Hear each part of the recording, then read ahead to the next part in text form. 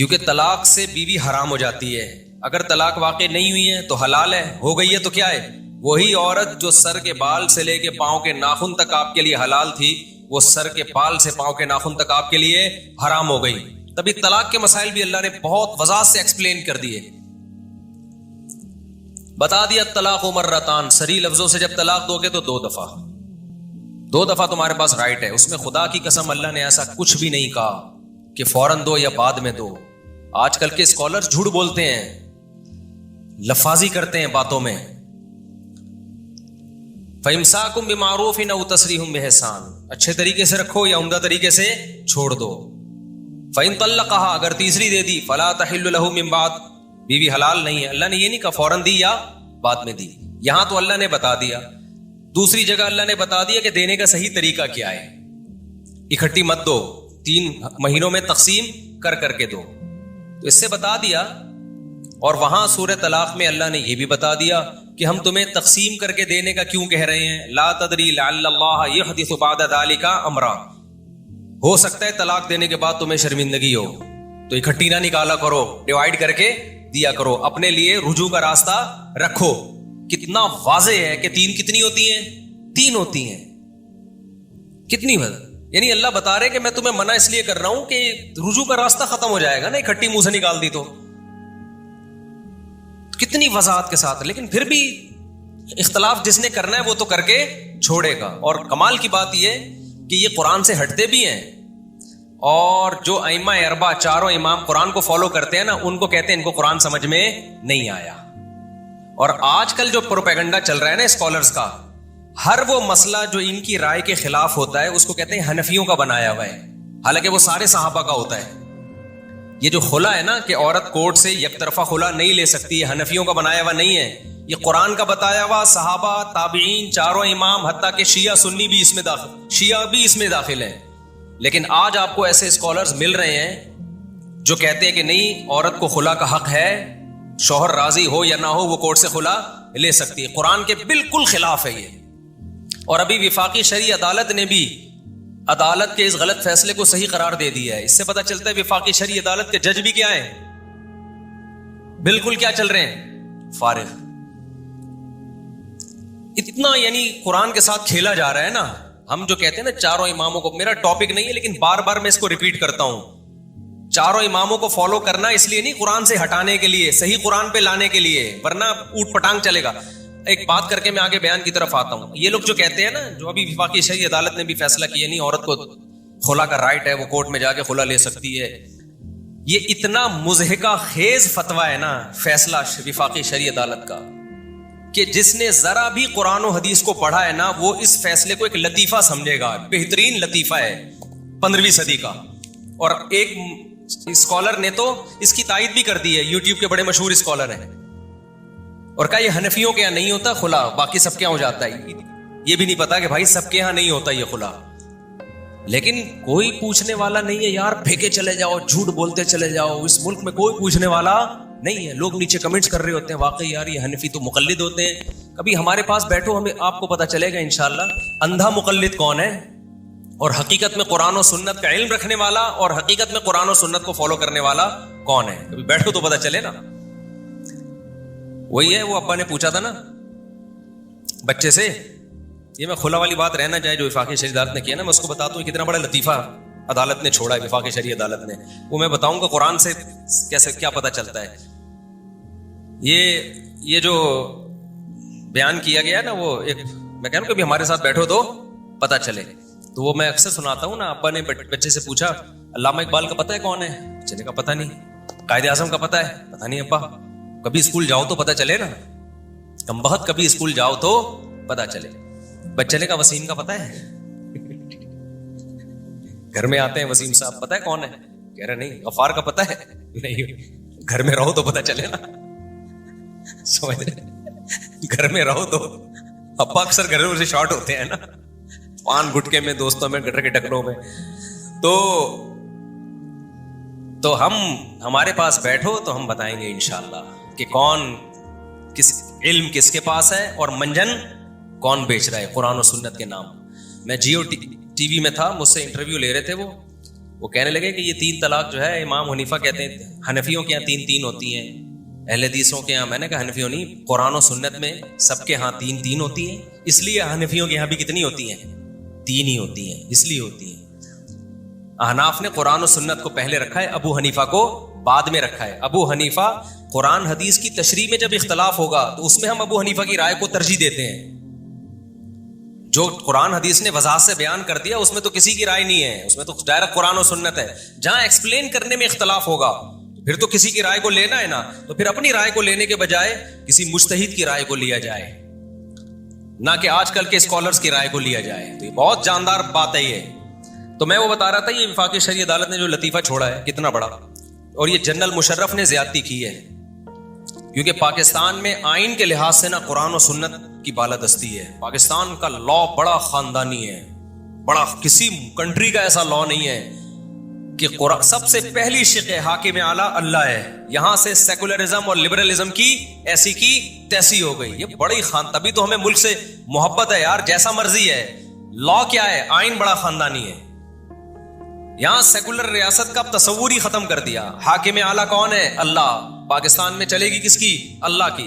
اور پھر اسی میں شق ہے قرآن و سنت کے اگینسٹ کوئی لا نہیں چلے گا۔ اب ظالم حکمران ہمارے کرتے کیا ہیں؟ وہ پابند ہیں، ہاتھ پاؤں کٹ گئے ان کے، تو وہ کیا کرتے ہیں؟ اگر ملک میں یہ نافذ ہوتا نا کہ چاروں اماموں کی جو تشریح، قرآن و سنت کی تشریح میں جب اختلاف ہوگا تو فقہ حنفی کو یا فقہ شافعی کو فالو کیا جائے گا، تو تحریف کا دروازہ بند ہو جاتا۔ لیکن اس کو مبہم رکھ دیا نا، تو جو آتا ہے نا، جو بھی آتا ہے وہ قرآن و اپنی جو تشریح ہوتی ہے نا قرآن و سنت کے کھاتے میں ڈال کے اس کو قانون کا حصہ بنا دیتا ہے۔ اب پاکستان میں چونکہ یہ قانون تھا کہ قرآن و سنت کے اگینسٹ کوئی قانون نہیں چلے گا، ہمیں قرآن و سنت میں کہیں بھی نظر نہیں آیا کہ عورت کے پاس ڈیورس کا حق ہے، وہ عدالت سے یک طرفہ خلا لے سکتی ہے۔ لہذا پاکستان، بلکہ انگریز کے دور میں بھی ایسا نہیں ہوا۔ انگریز نے بھی کہا کہ مسلمانوں کے جو خاندانی اور فیملی لاز ہے وہ انہی کے مذہب کے مطابق ہوں گے، لہذا بر صغیر میں 200 سال انگریز نے حکومت کی ہے، مگر طلاق کے قانون کو انگریز نے نہیں چھیڑا۔ گورے کی کورٹ میں جب عورت جاتی تھی اس کو خلا نہیں ملتا تھا، سمجھ رہے کہ نہیں سمجھ رہے؟ کھلا نہیں ملتا تھا اس کو، تمہارا مذہب یہ کہتا ہے۔ وہ ثابت کر دے شوہر نے 3 طلاقیں دی، اس کو ڈگری مل جاتی تھی۔ یہی لا چلا آ رہا تھا پاکستان میں بھی۔ جس لا کو گورے نے چینج نہیں کیا اس کو جنرل مشرف نے آ کے بولو چینج کر دیا۔ اب جنرل مشرف پابند تھا کہ قرآن و سنت کے اگینسٹ کوئی قانون نہیں بنے گا۔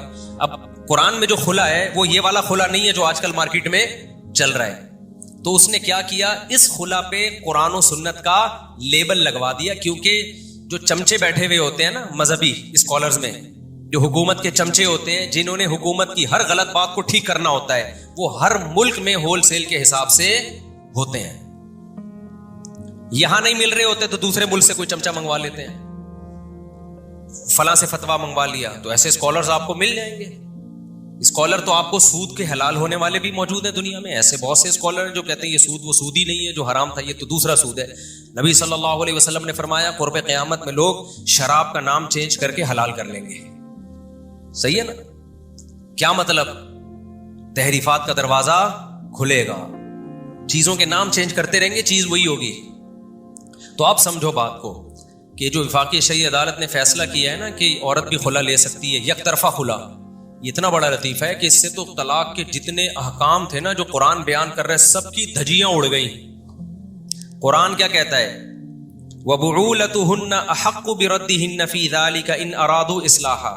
مرد نے اگر ایک طلاق دی ہے، اللہ کہتے ہیں ابھی بھی مرد کے پاس حق ہے کہ وہ بیوی کو روک سکتا ہے جب تک دوسری اور تیسری نہیں دے دیتا۔ قرآن کہہ رہا ہے نا، لیکن اگر آپ عورت کو کہتے ہیں عدالت جا کے خلا کی ڈگری لے سکتی ہے، اس آیت کا کوئی مطلب بنا؟ پھر نہیں آئی میرا خیال، بلکہ اس کا تو مطلب یہ ہوا کہ اللہ تو کہہ رہا ہے 1 اور 2 طلاق کے بعد بھی روک سکتا ہے، عدالت تو کہہ رہی 1 طلاق بھی نہیں دی پھر بھی نہیں روک سکتا۔ نہیں آئی بات میرا خیال ہے، آپ لوگ کی سمجھ میں نہیں۔ یہ میں جملہ اتنا دہراتا ہوں نا، نہیں آئی تو نیچے کمنٹس لکھا ہوتا ہے یہ جملہ کم دہرایا کریں، اس لیے میں کوشش کرتا ہوں زبان پہ کنٹرول کروں۔ آ رہی ہے سب بات سمجھ میں الحمدللہ۔ قرآن کیا کہہ رہا ہے؟ مرد نے 1 اور 2 طلاقیں دی ہو نا، پھر بھی بعولتہن احق بردہن، عورت کہیں اور نہیں جا سکتی. اس بیس پہ شادی نہیں کر سکتی کہ میرے شوہر نے طلاق دے دی ہے. نا اللہ کہتے ہیں ایک اور دو چانس میں مرد کو کیا کر رہا ہوں, دے رہا ہوں. لہذا مرد کو یہ حق ہے کہ اس کو روک لے جب تک تیسری نہ دے دے عدت کے اندر اندر. اور وفاقی شرعی عدالت نے کیا کہا ہے کہ جناب عورت جب چاہے منہ اٹھا کے کورٹ سے خلا لے سکتی ہے. یعنی مرد طلاق دیے بغیر بھی عورت کو نہیں روک سکتا. تو یار تم نے تو عورت کے اختیارات مرد سے بھی زیادہ بڑھا دیے. اس کے تو منہ سے طلاق نکل گئی ہے تو اللہ کہتے ہیں ایک دفعہ نکل گئی معاف ہے, دو دفعہ نکل گئی معاف ہے, تیسری دفعہ کے بعد معاف نہیں ہے. اور عورت کا اختیار اتنا بڑھا دیا کہ ایک دفعہ بھی نہیں نکلی ہے پھر بھی جب چاہے کر لے, اور اس میں ایک دو تین بھی نہیں ہے, ایک خلا بھی کافی ہے. یہ ہے جاہل لوگ جو ہم پہ مسلط ہیں. اور آج کے دو تین مشہور اسکالرز ہیں, میں نام نہیں لیتا آج کل, وہ بھی یہی بکواس کر رہے ہیں. اس سے پتا چلتا ہے ان کو قرآن حدیث کا کچھ بھی نہیں پتا بیچاروں کو. وہ بھی بکواس کر رہے ہیں یوٹیوب پہ بیٹھ کے کہ حنفیوں نے پابندی لگائی ہوئی ہے. ان کو حنفیوں سے چڑ ہے, بس جہاں نام لو حنفیوں نے لگا دی پابندی. آپ اس کو عورت کے اگینسٹ سمجھیں یا عورت کے حق میں سمجھیں, تمام آسمانی مذاہب میں عورت اپنی مرضی سے آئے گی نکاح میں, جانے کا آپشن اس کے پاس نہیں ہے, چاہے عورت پہ ظلم کا ہو یا عدل کا ہو. ہے ایسا ہی, چھوڑ دو اسلام کو بھائی. آپ بہت سے لوگ سمجھتے ہیں نا بقرعید میں جانور پہ کی قربانی ظلم ہے, یہی کہتے ہیں نا. تو کیا ہم ان کے اس ظلم کہنے کی وجہ سے جانور قربان کرنا چھوڑ دیں؟ ہم یہ کہیں گے بھائی تم اسلام کو چھوڑ دو. اسلام کو اگر کوئی عورت سمجھتی ہے کہ اسلام نے مجھ پہ ظلم کیا ہے, مجھے طلاق کا حق نہیں دیا, چھوڑ دو اسلام کو. آپ اسلام چینج کرنے کی ضرورت نہیں ہے, اسلام جیسا ہے ویسا ہی رہے گا. میں سمجھا پا رہا ہوں اپنی بات. تو یہ منجن بیچ رہے ہیں آج کل. تو اتنا بڑا لطیفہ ہے جو اتنے لمبے لمبے صفحے لکھ کے نا, فضول قسم کی. اور حدیث میں بھی تو دیکھو, بخاری مسلم کی حدیث, ایک صحابیہ نبی کے پاس آئیں, وہ اول خلع فی الاسلام, حدیث میں باب باندھا امام بخاری نے, اسلام میں سب سے پہلا خلا. تو وہ صحابیہ نے شکایت کی, یا رسول اللہ میرے شوہر پسند نہیں ہے, میں ان سے علیحدگی چاہتی ہوں. ہمارے نبی سے بڑا جج کون ہوگا؟ نبی نے کوئی نہیں پکڑایا کہ چلو بھائی یہ لو یک طرفہ خلا. ان کے شوہر کو بلایا, نہیں رہنا چاہتی, ان کو طلاق دے دو. ان کے شوہر نے دے دی طلاق. اس سے پتا چلتا ہے کہ نبی کے پاس بھی اختیار نہیں تھا کہ دونوں کے درمیان جدائی کریں. نبی نے ان کے شوہر کو کہا کہ بھائی ان کو چھوڑ دو, انہوں نے چھوڑ دیا. نہیں چھوڑتے تو نہیں ہوتی طلاق. انہوں نے عافیت اسی میں سمجھی, بھائی پیغمبر کہہ رہے ہیں تو چھوڑ دینا چاہیے, نہیں رہنا چاہتی. مشورہ تو شوہر کو دیا جا سکتا ہے, آرڈر بھی کیا جا سکتا ہے کہ یار نہیں رہنا چاہتی تو کیا کرنا ہے, تو نے ایسی بیوی کو رکھے. ہم بھی یہی مشورہ دیتے ہیں, کوئی عورت شوہر کے ساتھ نہیں رہنا چاہتی, چھوڑ دے یار, جب تک چھوڑے گا نہیں وہ چھٹے گی نہیں. جج اپنی بیوی کو ڈیورس دے سکتا ہے, وفاقی شرعی عدالت بھی اپنی بیوی کو طلاق دے سکتی ہے. کسی کی بیوی کو کسی کا باپ بھی طلاق نہیں دے سکتا. سمجھتے اٹھا کر پھینک دو باہر گلی میں, نئی تہذیب کے انڈے ہیں گندے. اگر آپ کی بیوی کہتی ہے نا مجھے نہیں میں نہیں رہنا چاہتی ایکچولی, آپ بولو بھائی میں جب تک نہیں چھوڑوں گا آپ نہیں جا سکتی کہیں.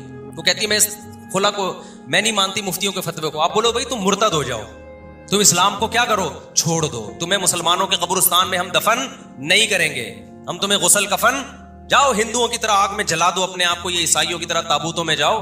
اسلام جو فالو کرے گا تو اسلام کے حکام کو اس کو ماننا پڑے گا. سمجھتے ہو کہ نہیں سمجھتے؟ ایک صورت جو چونکہ لوگ ادھورا کلپ چلا دیتے ہیں, بعض عورتیں کہتی ہیں ہم پہ بہت ظلم ہو رہا ہے. یہ میں بار بار ریپیٹ اس لیے کر رہا ہوں کہ یہ پھیلتا جا رہا ہے. اور مذہبی اسکالرز جو ہے نا, جو آج کل کے آ رہے ہیں, جو مذہبی اسکالرز آ رہے ہیں, انہوں نے بھی اس کو پروموٹ کرنا شروع کر دیا ہے. کیونکہ جاہل لوگ ہیں نا, اپنے آپ کو حنفی یا شافی کہتے ہوئے ان کو موت آتی ہے, اس لیے کہ لوگ کہیں گے مقلد ہے. اور خود کیا کہتے ہیں اپنے آپ کو, محقق ہیں. بھائی محقق, یہ محقق کا نا ان کو اعزاز لینا ہوتا ہے, لیکن ان کی حالت یہ ہوتی ہے کوا چلا ہنس کی چال اور اپنی بھی بھول گیا. نہ یہ محقق ہوتے ہیں نہ یہ مقلد ہوتے ہیں. سمجھتے ہو کہ نہیں سمجھتے؟ تو اللہ کا شکر ہے ہم کسی مجتہد امام کو فالو کرتے ہیں, اپنا ہم نے کوئی فرقہ نہیں بنایا. جو فرقہ بناتا ہے نا وہ مجتہدین کی اتباع سے ہٹ کے ہی بناتا ہے فرقہ. لیبل یہ لگاتا ہے کہ میرا کوئی فرقہ نہیں ہے. بھائی تمہارے نام سے فرقہ بن رہا ہے ایک نیا, تو خوب سمجھ لو یہ بہت زیادہ پھیل رہا ہے. اس کے سائیڈ ایفیکٹ اتنے زیادہ ہیں کہ آپ کی سوچ ہے. عورت کی طبیعت میں ٹھہراؤ نہیں ہے. آج وہ آپ کے پاس پیسہ دے کے آئی, کل کسی کے پاس پیسہ زیادہ آیا, یہاں سے ٹن مار کے ادھر لڑکے گی وہ, وہاں پیسہ زیادہ آیا ٹن مار کے وہاں لڑکے گی وہ. اور جب یہ بات پھیلے گی مرد اپنی بیویوں سے وفا کرنا چھوڑ دیں گے. کیوں؟ جب آپ کو پتا ہے کہ یار یہ میری ہے ہی نہیں, جب چاہے مارکیٹ سے شارٹ ہو سکتی ہے, تو میں جائیدادیں کروں گا اس کے نام, میں فلیٹ بنا کے دوں گا اس کو, میں 10-10 تولے زیور ڈالوں گا اس کے گلے میں. عدالت یہ بھی نہیں پوچھتی ہے کہ ایک آدمی نے 2 کروڑ کا بیوی کو پلاٹ دے دیا, نام کرایا, اگلے دن بیوی جا کے کورٹ سے کھلا لے, مرد چیختا رہے گا میرے 2 کروڑ کا پلاٹ گیا, عدالت کہے گی دفع ہو یہاں سے, مجال ہے آپ کی کوئی سن لے کورٹ میں. یہ وہ گندا جنگلیوں کا قانون ہے جو یورپ امریکہ سے لے کے ہم پہ مسلط کیا جا رہا ہے, اور ہماری عدالتیں اس پہ لیبل کس کا لگا رہی ہیں؟ اسلام کا لیبل لگا رہی ہیں. اور ہمارے اسکالرز اور یونیورسٹیوں کے پروفیسر کہہ رہے ہیں مولویوں سے نہیں پوچھو, ہم تمہیں بتائیں گے قرآن حدیث کیا ہے. سمجھتے ہو بات کو کہ نہیں سمجھتے؟ یہ تو حنفی بتائیں گے, یہ تو شافی بتائیں گے, قرآن سنت تھوڑی بتائیں گے. اس کا مطلب حنفی شافی امام حنیفہ امام شافی نے تورات و انجیل بتایا, یہ 15ویں صدی کے ٹچے ہمیں کیا سمجھائیں گے؟ یہ قرآن و حدیث سمجھائیں گے. تو ہم اس لیے جو بار بار میں مجتہدین کا ہر بیان میں ٹاپک لاتا ہوں نا, فرقہ واریت کے لیے نہیں, یہ فرقہ واریت کی مخالفت کے لیے لے کر آتا ہوں. پھیلتا جائے گا, یہ زنا پھیلے گا ہماری سوسائٹی میں. تو اب اس کا نقصان کیا ہوگا؟ مرد وفا کرنا کیا کرے گا؟ تو کیا ہے یار کسی بھی وقت جا سکتی ہے, تو میں کیوں اس پہ خرچ کروں؟ بھائی ٹائم پاس کرو, اپنی ڈیزائرز پوری کرو, بچے بھی نہیں پیدا کرے گا اس سے. کیونکہ کسی بھی وقت عدالت میں گئی, 18 سال تک کا بچوں کا خرچہ بھی آپ کے کھاتے میں ڈال دیا. اور اب ایسا ہونا شروع ہو گیا ہے. ایک صاحب نے شادی کی ہے, نسل روکی ہوئی ہے. میں نے کہا یار بچے کیوں نہیں ہو رہے؟ کہہ رہے یار پہلے مجھے پتا تو چلے یہ بااعتماد عورت ہے بھی کہ نہیں ہے. کل پتا چلا کھلا لیا, 2 بچوں کے ساتھ مارکیٹ سے شارٹ. کل تھوڑی سی میری بات بری لگ گئی, 2 بچوں کے ساتھ مارکیٹ سے شارٹ. 18 سال تک کہتا ہے میں بچوں کا خرچہ دیتا رہوں گا. اس کی پہلی بیوی کے ساتھ یہی ہوا ہے, تو اس سے دوسری شادی کی ہے, تو کہہ رہا ہے اس کو بچہ نہیں ہونے دے رہا میں. 4 سال تک اس کو آزمائے گا.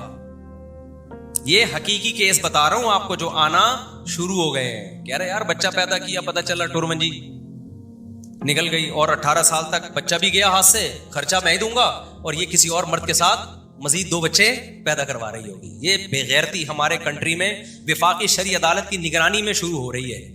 سمجھ رہے ہو کہ نہیں سمجھ رہے؟ یہ بے غیرتیاں ہیں. اس لیے جب یہ پاکستان میں اسلامی کنٹری بنا تھا نا, بعض علماء نے آواز اٹھائی تھی اسے کسی مخصوص فقہ کا پابند کرو, لا کو. فقہ حنفی لوگ زیادہ ہیں تو فقہ حنفی کا پابند کرو. ہم کہتے ہیں چلو فقہ شافی کا کر دو, تمہیں حنفیت پسند نہیں ہے, کسی فقہ کا پابند, یا کم از کم اس کا کرو کہ 4 اماموں سے ہٹ کے کوئی جج کو کوئی فیصلے کی اجازت نہیں ہوگی. اگر نہیں کیا تو یہ قرآن و سنت کے نام پہ ہر لبرل کام, لبرلزم کو قرآن و سنت کا لیبل لگا دیں گے. لیکن اس وقت نہیں سنی گئی, لوگوں نے کہا یہ حنفیت پھیلانا چاہ رہے ہیں, یہ شافیت پھیلانا چاہ رہے ہیں, نہیں سنی گئی. اس کا رزلٹ آج آپ کے سامنے آ رہا ہے. جو گند کرنا ہوتا ہے, زنا کی سزا ہٹا دی ان لوگوں نے. مشرف نے تو جو گند کر کے گیا ہے نا, جنرل مشرف, کم وقت کی مغفرت ہو. پھر بھی ہم دعا کر لیتے ہیں مغفرت کی, کیونکہ ایمان پر مرا ہے. جو ایمان پہ مرے اس کے لیے دعا کا دروازہ کھولے, دل نہیں چاہتا, اتنے گند کر کے گیا ہے.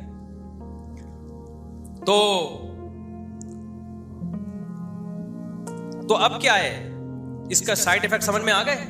جب آپ کی شادی ہوگی آپ کہو گے یار کسی بھی وقت جا سکتی ہے, آپ ہر وقت اس کو. یہ تو ابھی کم کیسز ہیں نا, اب یہ بڑھنا شروع ہوں گے, کیونکہ ڈرامے یہی دکھائے جا رہے ہیں, فلمیں یہی دکھائی جا رہی ہیں.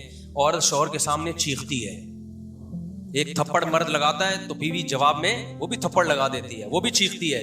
اس چیز کو پروموٹ, پہلے بیویوں کو سمجھایا جاتا تھا یہ تمہاری جنت ہے. شوہر جو ہے, نبی نے حکم دیا, کسی کو سجدہ کرنے کا حکم ہوتا تو کس کو کیا جائے؟ شوہر کو. مرد کبھی غصہ ہو بھی جاتا, عزت دار آدمی, بعد میں اس کو خود خیال ہوتا ہے کہ یار میں نے زبان زیادہ چلا دی, ہے تو میری نا.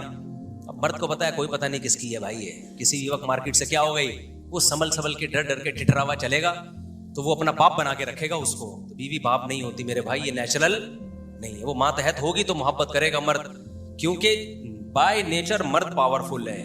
اگر اس کو اختیارات آپ نے نہیں دیے تو وہ غلط استعمال اختیارات کا شروع کر دے. وہ نیچرلی مرد ہی پاورفل ہے, وہ عورت کا غلام نہیں بن سکتا. سمجھتے ہو کہ نہیں سمجھتے؟ اس سے غلط ہوگا, وہ چھوڑ دے گا عورت کو. وہی گرل فرینڈ بوائے فرینڈ گدے گھوڑے والا سیٹ اپ آئے گا ہماری سوسائٹی میں. تو یہ طریقہ ہے کہ اختیارات اسلام نے مرد کو دیے, لیکن مرد کو سمجھایا کہ بیوی پہ ہاتھ نہ اٹھاؤ. اختیارات دیے, قرآن نے وَضْرِبُوهُنَّ کہہ کے دے دیا اختیار کہ اگر عورت شرارتی ہے تو ہاتھ اٹھا سکتے ہو اپنا فرما بردار بنانے کے لیے, لیکن اپریشیٹ اس عمل کو نہیں کیا. نبی نے پوری زندگی کبھی زوجہ پہ ہاتھ نہیں اٹھایا, اور نبی نے فرمایا تم میں سب سے بہتر وہ ہے جو زوجہ کے لیے سب سے اچھا ہے.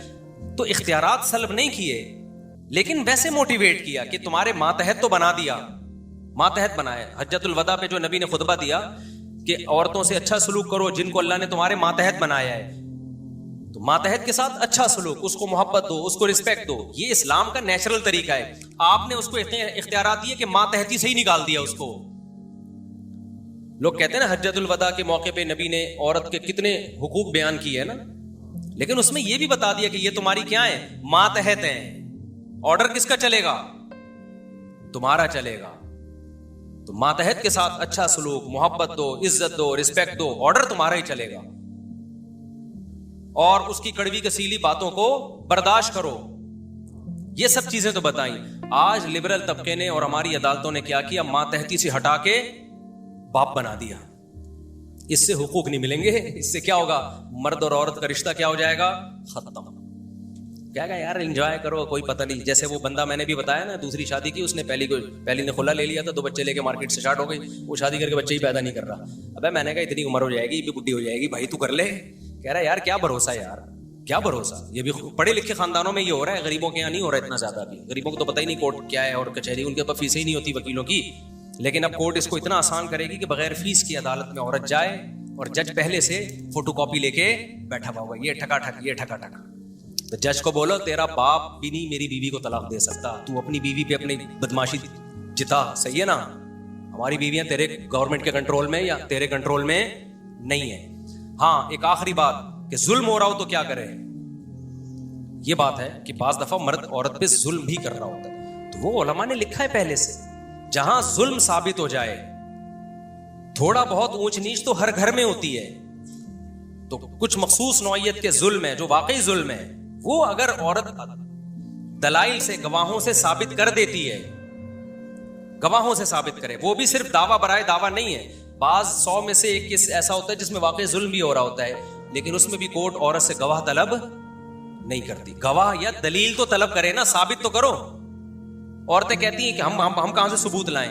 بھائی اس طرح تو دنیا میں کوئی بھی کسی پہ اٹھ کے دعویٰ کر دے گا.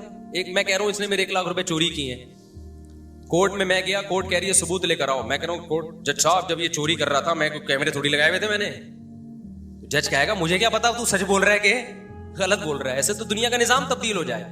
عورت یہ ثابت کرے گی کہ یہ واقعی اس نوعیت کا ظلم کر رہا ہے, جس میں یہ ہے کہ خرچہ پانی نہیں دے رہا بالکل, یا وہ نامرد ہے, بالکل ہی نامرد ہے, یا یہ کہ بے تحاشا مارتا پیٹتا ہے. بعض ایسے ظالم ہوتے ہیں سگریٹوں سے جلا رہے ہوتے ہیں, ہاتھ پاؤں توڑ دیتے ہیں. گاؤں دیہاتوں میں ایسا بہت زیادہ ہوتا ہے.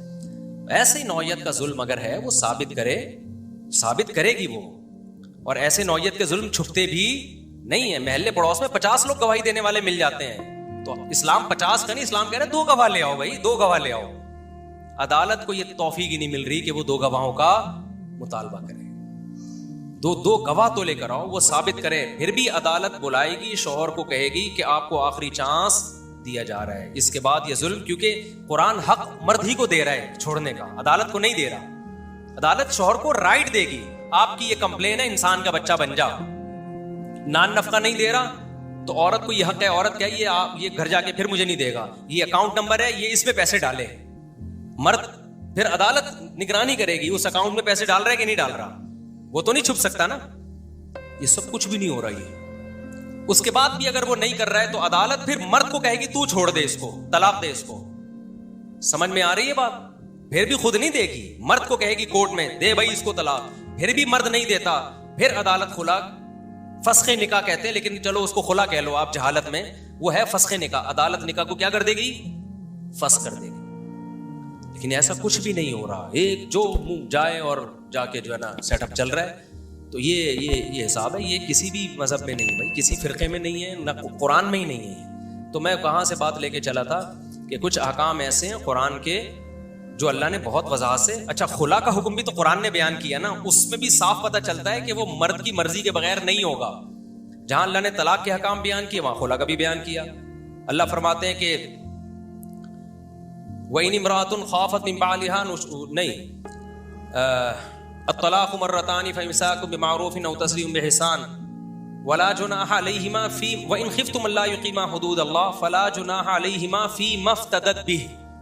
یہ سورہ بقرہ کی آیتیں ہیں کہ اگر مرد اور عورت مرد سے جان چھڑانا چاہتی ہے تو قرآن کہتا ہے، اور دونوں حدود اللہ پہ قائم نہیں رہ پا رہے، عورت کو نفرت ہے اپنے شوہر سے کسی بھی وجہ سے، تو پھر قرآن کہتا ہے فلا جناح علیہما، میاں بیوی پہ کوئی گناہ نہیں ہے، فی ما، اس رقم کے بدلے میں، افتدت بہ، جو عورت اپنے شوہر کو بطور فدیہ کے دے کے جان چھڑا لے. دونوں پر کوئی گناہ نہیں ہے، یعنی دونوں اس پہ ایگری ہو جائیں تبھی تو دونوں پہ گناہ نہیں ہوگا نا. اگر یہ یک طرفہ خلا ہوتا تو شوہر کا تذکرہ کرنے کی ضرورت ہی کیا تھی. اسلام کہتا، قرآن کہتا عورت پہ کوئی گناہ نہیں ہے کہ وہ پیسے پکڑائے اور پتلی گلی سے نکلے. تو قرآن کہہ رہا ہے دونوں پر کوئی گناہ نہیں ہے کہ وہ فدیے کے بدلے میں کمپرومائز کر لیں. اب فدیہ کبھی بھی دنیا میں دیکھو، قیدی چھڑوائے جاتے ہیں نا فدیہ دے کے، دنیا میں کہیں ایسا ہوا کہ قیدی پیسے پکڑائے اور نکلے؟ اگلا مانے گا تو وہ یہ ایگریمنٹ ہوتا ہے.